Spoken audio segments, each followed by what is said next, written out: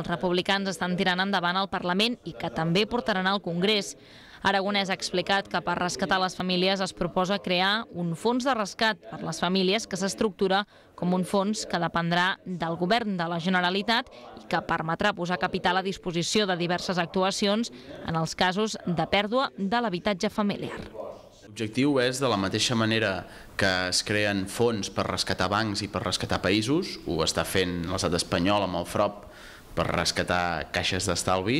i ho està fent la Unió Europea amb el Fons Europeu d'Estabilitat Financera per rescatar Grècia, per rescatar Portugal i Irlanda. Nosaltres el que proposem és que es creï un fons per rescatar les famílies que estan sent desnonades, les famílies que perquè no poden pagar la hipoteca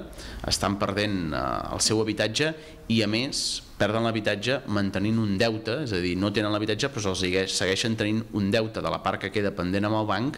en el qual els interessos que es fan pagar perquè s'apliquen interessos de demora moltes vegades estan entre el 19 i el 29%. El finançament d'aquest fons de rescat per les famílies es portaria a terme amb els rendiments de l'impost sobre dipòsits de les entitats de crèdit, que tindria com un fet imposable la tinença de dipòsits de clients amb obligació de restitució per part d'entitats de crèdit amb seu central o per les oficines que tinguin establertes a Catalunya. Una altra de les propostes que Aragonès ha explicat és la dació en pagament i la necessitat d'aplicar mesures pels processos d'execució hipotecària que ja estan en procés.